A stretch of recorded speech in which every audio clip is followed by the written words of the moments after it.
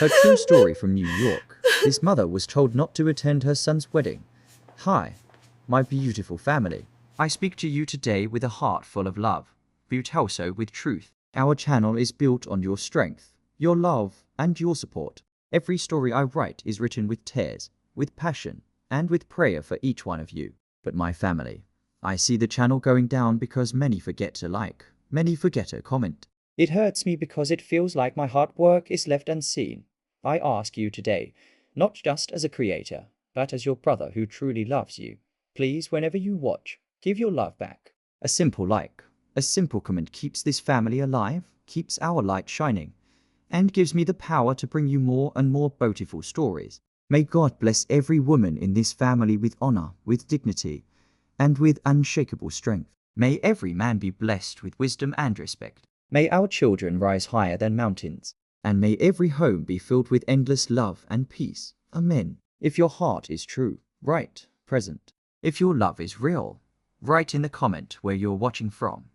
Imagine raising a son on your own. Every ounce of your time, your money, your energy poured into giving him the kind of life you could only dream of. You're there for every scraped knee, every late night project, every graduation. And then, one day, he looks you in the eye and tells you that you're not welcome at the most important day of his life, his wedding. That's exactly what happened to a mother in New York. Now, before you roll your eyes and think, okay, just another in-law drama, let me stop you. This wasn't some petty squabble about centerpieces or guest lists. This was deeper. Years of sacrifice dismissed in a single conversation.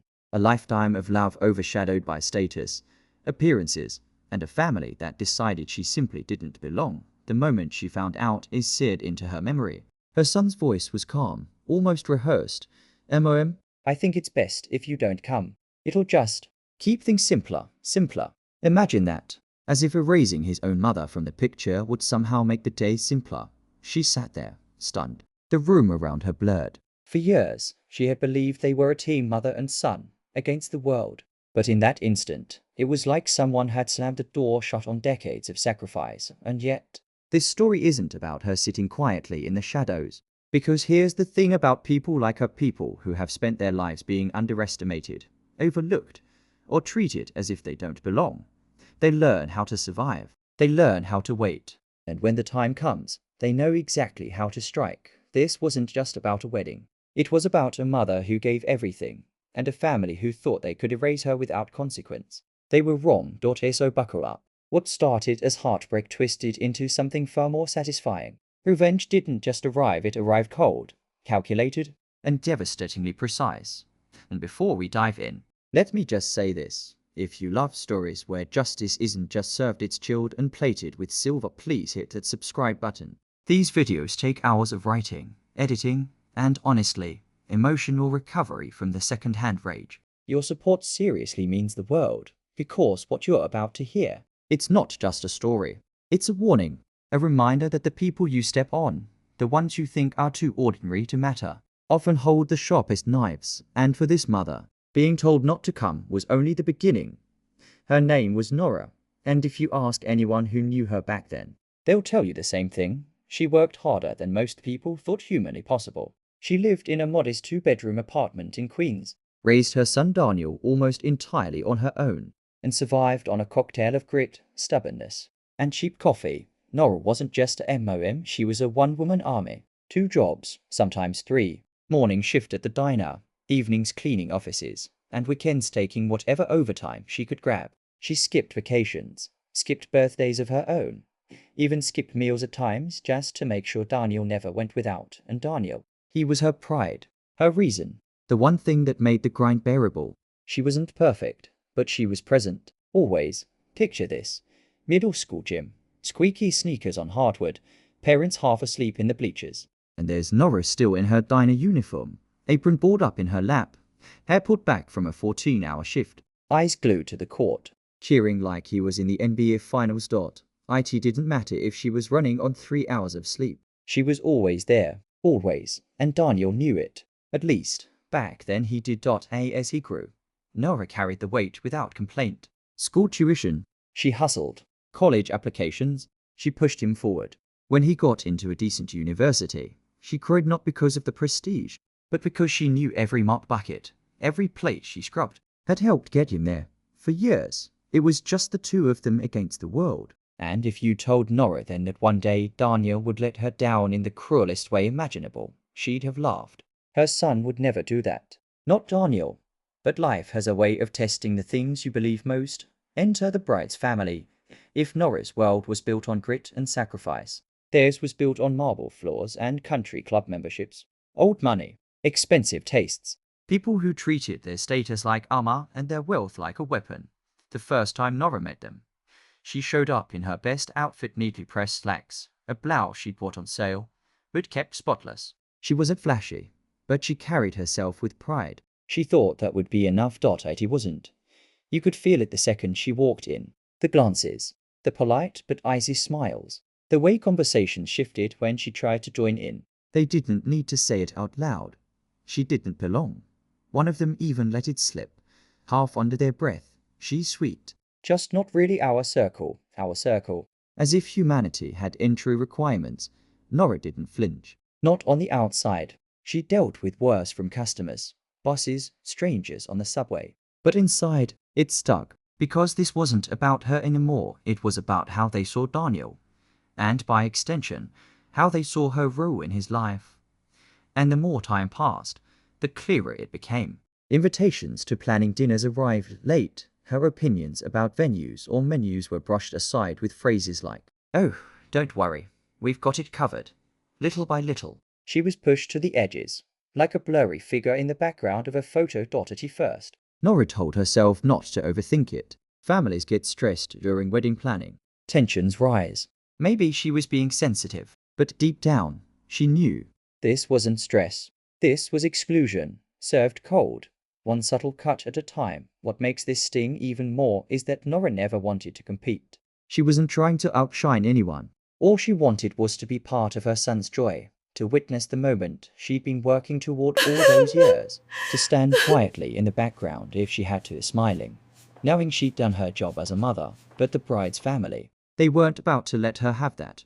And this, my friends, is where the real story begins, because you can dismiss a person. You can look down on them. You can try to erase them from the picture. But when that person is the very foundation on which everything was built, well, let's just say erasing them is the biggest mistake you can make. Have you ever felt looked down on because of money, class, or background? Drop a comment if you've been there. At first, Nora didn't notice it. Not really. A missed phone call here. A group photo sent to Daniel's phone instead of hers. Planning dinners she heard about only after the fact. She told herself it wasn't deliberate. Families get scatterbrained when weddings take over their calendars, right? It was easy to chalk up the little omissions to stress. But slowly, almost artfully, it became impossible to ignore. Every time she offered to help, her suggestions were brushed aside. When she mentioned a family-owned bakery she adored, the bride's mother smiled thinly and said, "That's sweet, Nora. But this is going to be a classy event, you understand." Classy. The word landed like a knife. It wasn't about cakes. It was about status. About her place in the picture, or rather, her lack of one. Daniel noticed the tension, of course, but he was passive about it, as if hoping it would vanish if he pretended not to see. He'd say things like, "They're just stressed. Don't take it personally," and Nora, desperate to believe him, didn't push back. She swallowed her pride and told herself he was right. Weddings make people edgy. The bride's family wanted everything perfect. Maybe it really wasn't personal, but deep down, her instincts whispered otherwise. Weeks turned into months. Decisions were made without her. When invitations were discussed, Nora wasn't consulted. She felt herself being erased from her son's life, one detail at a time. Then came the moment that shattered everything. Daniel called her over one evening. His voice carried the careful tone the one children use when they're about to disappoint the person who's given them everything. She sat across from him, watching him fidget with his hands. Her heart already knew something was wrong before his mouth even opened. He began. "I need to tell you something about the wedding." Her stomach clenched. He paused, avoiding her eyes. "The thing is, the families feel like it might be complicated. If you were there," her breath caught. Complicated? So she waited. And while she waited, she kept listening. At a luncheon with an old co-worker, she heard whispers about the bride's father's debts catching up to him. At a coffee shop, a friend mentioned the bride's mother stiffing a charity she'd promised to support. The pieces kept falling into place, and Nora, quiet as ever, kept smiling, nodding, and filing it all away. But perhaps her most devastating move wasn't what she said, it was what she didn't. When asked directly why she wasn't at the wedding, Nora never bad-mouthed anyone. She just gave a small, pained smile and said, "Sometimes, people want to forget where they come from." Simple, honest, and absolutely lethal, because people filled in the blanks themselves. Slowly, the bride's family began to notice the shift. A few invites went missing. A few friends grew distant. Deals that should have been easy suddenly stalled. That's the power of quiet revenge. You don't swing wildly, you let the weight of truth sink in, little by little, until it drags them down. And Nora? She just kept moving forward. One carefully placed comment. One strategically timed photo. Never vindictive, always measured, because this wasn't rage anymore. This was strategy. Funny how life works, isn't it? The very people who told Nora she wasn't classy enough were now unraveling under the weight of their own secrets. And she didn't even have to raise her voice. It was like watching dominoes fall slow, deliberate, unstoppable. Now, some of you might be wondering, why didn't she just confront Daniel? Why not march over there and demand respect? Because Nora knew something they didn't. Silence carries more weight than shouting. And patience. Patience is the cruelest weapon of all. And so, while the bride's family tried to maintain their glossy facade, Nora was already 3 moves ahead. She wasn't done. Not even close. What's your favorite example of karma coming full circle? Let's hear your stories. The first cracks in the bride's family reputation didn't come with a bang. They came with whispers. It started small.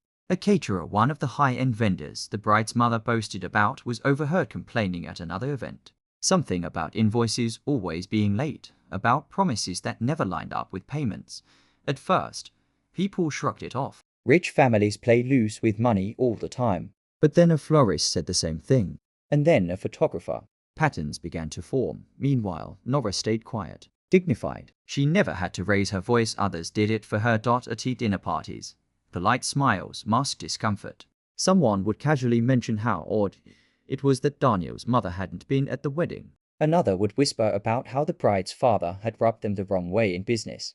Seeds of doubt were planted, and the bride's family didn't even notice the soil shifting beneath their feet. But Daniel, he noticed it first. It was subtle, a cancelled lunch meeting here, a suddenly cold handshake there. He chalked it up to bad timing. But as weeks passed, the chill in the air grew harder to ignore. Even at work, colleagues started tiptoeing around him. Not because of him, but because of the family he had married into. The family whose glossy facade was slowly cracking. One evening, Daniel overheard something that pierced deeper than he expected. A coworker, thinking he'd already left the office, muttered, "Shame. He's a decent guy. But with in-laws like that, I wouldn't trust a deal near him." That was the first time Daniel felt the weight of association. And once that seed was planted, it gnawed at him. The bride's mother tried to double down on appearances. She hosted charity galas, dressed in her most expensive gowns, plastered her smile across social media. But behind the scenes, she was scrambling. Donors were pulling out. The charity checks she flaunted in public were bouncing in private. Invitations she once sent out to eager crowds were now met with awkward excuses. "Oh, we're busy that night. Maybe next season. We'll let you know." And slowly, her empire of perception began to collapse. The father wasn't spared either. Business partners started backing away from joint ventures.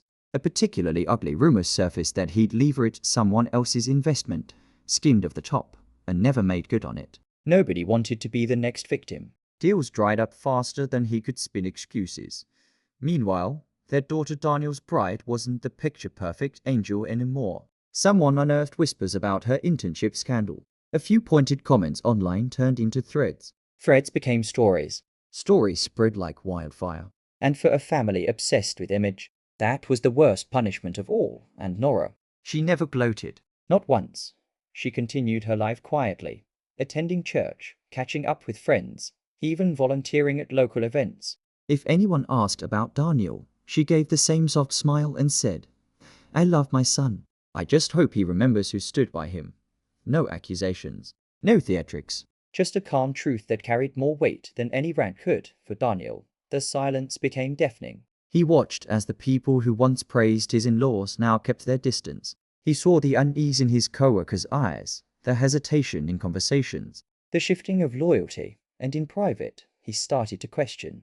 He'd scrolled through old photos, birthdays where his MOM had managed a cake after a 14-hour shift, graduations where she beamed with pride even though exhaustion hung on her face. He compared that to the hollow smiles of his new family, always polished, always curated, but never real. It haunted him. One night, he tried to bring it up to his wife. "Do you think maybe we treated my MOM unfairly?" he asked carefully, almost afraid of the answer. She snapped back without hesitation. "Your mother doesn't belong in this world. We gave you a place here, and you want to throw it away for her." That was the moment, the line that split his world in two. For the first time, Daniel saw it, not the glamour, not the status, just the ugly truth. His mother hadn't been excluded because she wasn't enough. She had been excluded because she was too much. Too real, too inconvenient, too much of a reminder that their world was built on illusion. And here's the bitter irony. The harder the bride's family fought to silence Nora, the louder her absence became. They thought removing her from the wedding would erase her. Instead, it etched her deeper into every conversation, every rumor, every sideways glance. Her quiet dignity was the sharpest contrast to their unraveling facade. So there it was, the family that had once strutted around New York society like royalty now found themselves scrambling to hold onto scraps of reputation. And Daniel, he stood in the middle, torn between the family that raised him and the family that used him. But let's be clear, Nora never lifted a finger in anger. She simply let truth breathe, and when truth breathes, lies suffocate. Do you think Daniel deserves forgiveness? Or should Nora cut him off completely? It didn't come right away. No.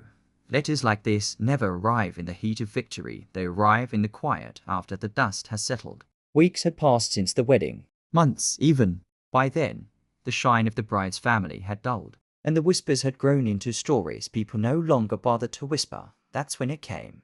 A plain white envelope slipped through Nora's mail slot on a rainy Tuesday morning. No monogram, no gilded stationery, just her son's handwriting on the front. She stared at it for a long moment, coffee cooling in her hands. Her pulse quickened, but her body didn't move. Funny, isn't it? You raise a child for decades, and a single envelope feels heavier than all those years combined. When she finally opened it, the first line nearly broke her. "MOM, I don't know how to start this, except to say I'm sorry." The words spilled clumsily across the page. Apologies layered on excuses. He admitted he had been weak, that he'd let pressure drown out loyalty, that he'd chosen silence when he should have chosen her. Then came the part that cut deepest. The wedding was beautiful, but it felt empty. "I kept looking for you in the crowd, wishing you were there, and realizing I had been the one who shut the door." His handwriting wavered in places, as if the weight of regret made the pen slip, and yet Nora didn't cry. Not this time. She set the letter down, folded it carefully, and placed it on the kitchen table. For years, she would have rushed to respond, picked up the phone, forgiven too quickly, just for the chance to be included again. But those years were gone. Now, she had learned the value of silence. She poured herself another cup of coffee, opened the window to let the rain-scented air in, and went on with her morning. You see, apologies are words. Easy to write, easier to send. But actions, those are harder. And Nora wasn't about to leap at crumbs when she had learned she deserved a seat at the table all along. Not be why the second page of the letter. Daniel had written something else, something almost pleading. "If you can, please give me a chance to make this right. I don't want to lose you." But here's the truth. She hadn't lost him. He had lost her. And she wasn't sure if words on paper could rebuild what years of loyalty had already proven. Nora tucked the letter into a drawer. She didn't rip it up. She didn't write back either. Not yet, because sometimes silence says more than any apology ever could. Her quiet refusal wasn't out of cruelty. It was dignity, a reminder that love cannot be taken for granted, and respect cannot be pegged, for it must be given freely. The first time around, Daniel had made his choice. He had chosen his wife's family, their glittering facade, their polished perfection. And now, when the cracks had spread and the walls had crumbled, he was left with a letter. Reaching back toward the woman who had built him from nothing. Would she ever respond? Maybe, one day, but not today. Today, her silence was the answer. and it spoke louder than any words she could ever write. Time has a way of stripping the polish of things that were never real to begin with. For a while, Daniel and his bride kept up appearances, smiling for holiday cards, posting curated photos of dinner parties and weekend getaways. But those who knew them closely could see the strain. The cracks weren't just in the family's reputation anymore, they were in the marriage itself. Arguments spilled into public. Rumors circulated about money troubles. And for Daniel, the nagging awareness that his mother wasn't at his side, that she hadn't been at the beginning of this new life, gnawed at him more with each passing day. But Nora, she wasn't watching from the sidelines with bitterness. She wasn't even watching at all. Instead, she had finally turned the page. For the first time in decades, her life wasn't about keeping someone else afloat. She signed up for a cooking class, joined a local book club, even started volunteering at a community center, mentoring young single MOMs who were walking the same path she once had. And you know what? She flourished, her home filled with laughter again, not from forced celebrations, but from genuine connection. Friends, neighbors, even the women she mentored, they all reminded her that family isn't just blood.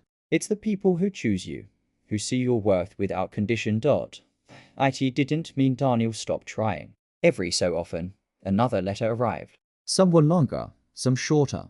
Each one carried the same theme: regret.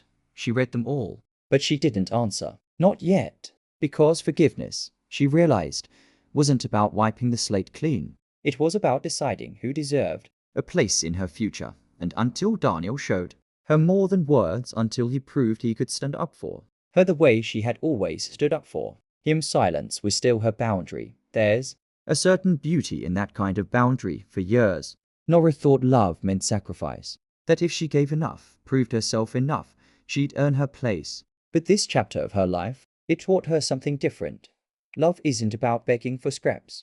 It's about knowing your value and refusing to sit at tables where you're only tolerated, not celebrated.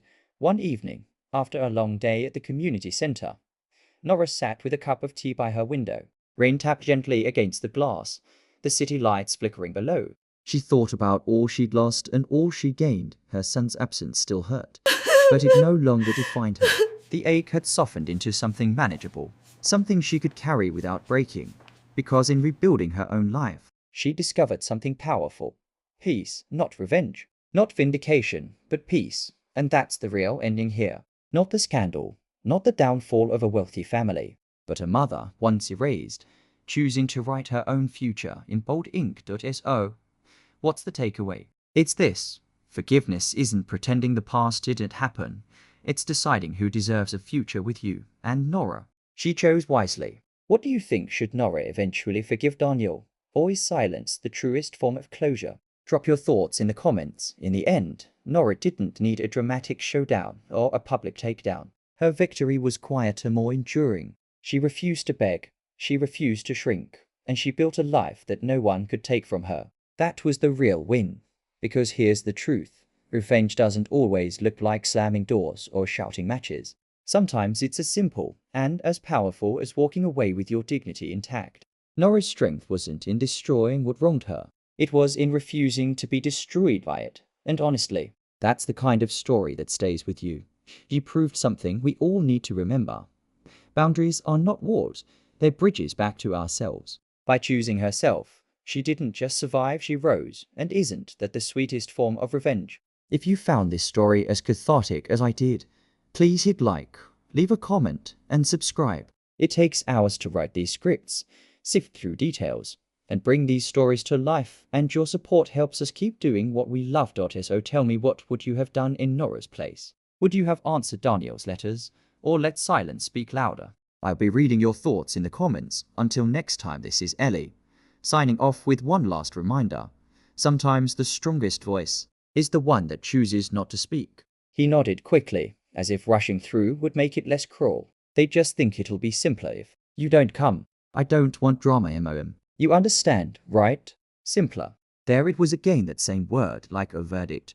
Nora felt the air leave her lungs. For a moment, the room blurred. She blinked, hoping she'd misheard, hoping he'd correct himself, say this was just a misunderstanding. But Daniel sat there, silent, passive. The boy she'd raised, defended, and fought for, now complicit in shutting her out. Her first instinct was disbelief. Then came the ache. A deep, bone-heavy ache that no words could touch. Years of late nights and double shifts dismissed in one conversation.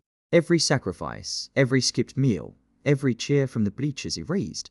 She swallowed hard, forcing her voice to stay steady. So let me get this straight. You don't want me at your wedding? Daniel's jaw tightened. He couldn't even look at her. It's not that I don't want you. It's just, everyone thinks it'll be less stressful this way.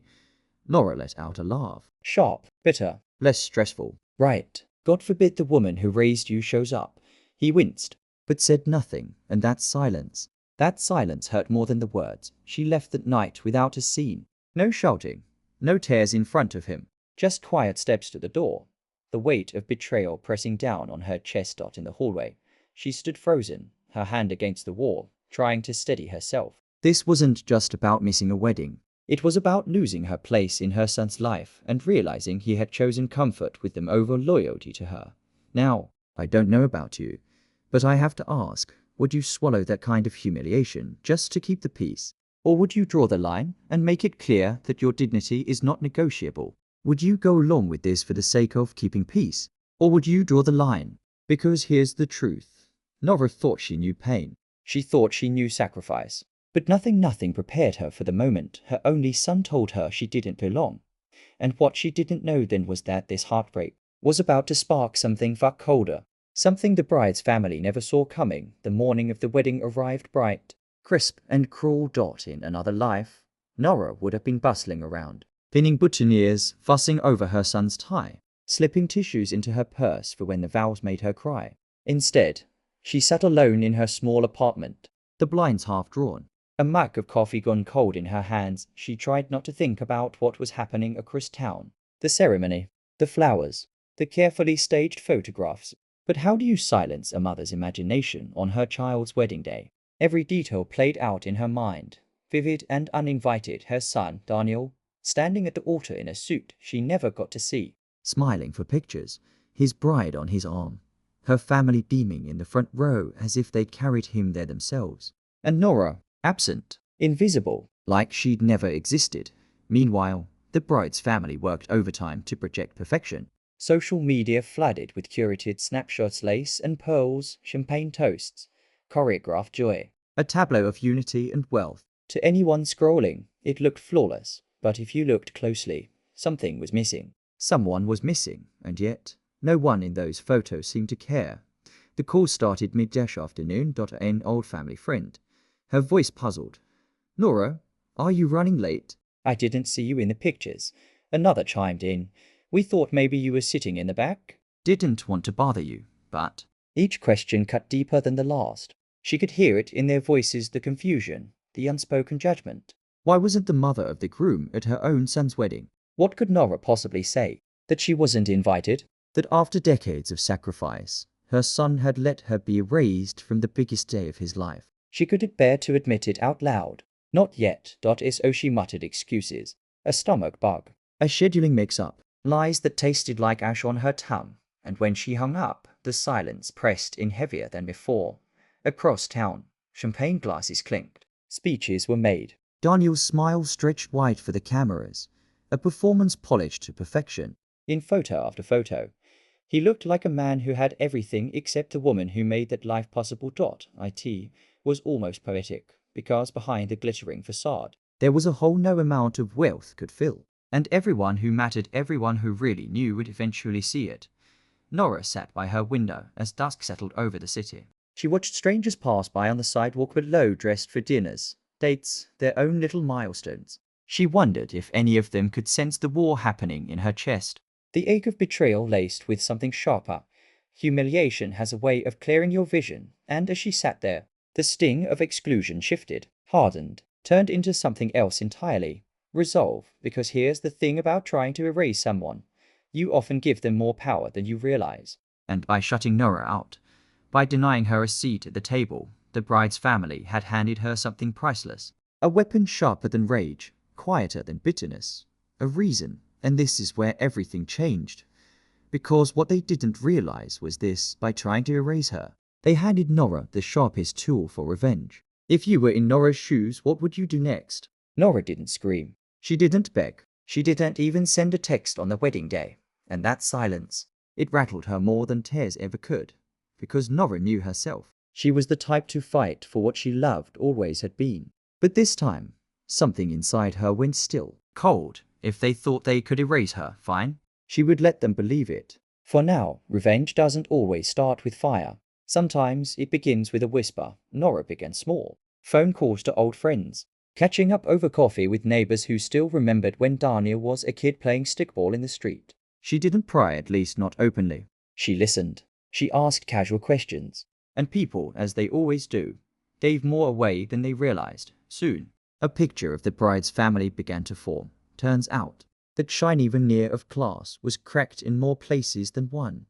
The bride's father, he had a habit of borrowing money from business partners and paying it back late, if at all. The kind of thing polite society pretended not to notice, until someone forced them to. The mother, a serial social climber. Every friendship she built was transactional. Every favor owed and tallied. Her reputation wasn't half as spotless as she believed, and the bride herself, well, let's just say her Instagram perfect smile had a shadow. Rumors swirled of a college scandal, an internship she hadn't exactly earned, but had leveraged through backroom strings. Nora didn't move fast. She didn't need to. She let information drip into her hands like water, and with every detail, she sharpened her blade. Her first move? Subtle. Social media. One night, she scrolled through old photo albums, Daniel's birthdays, high school games, graduations. She posted a picture of him at age 10, grinning with a homemade cake in front of him. Caption simply, all those late nights working double shifts were worth it for moments like these. Harmless, right?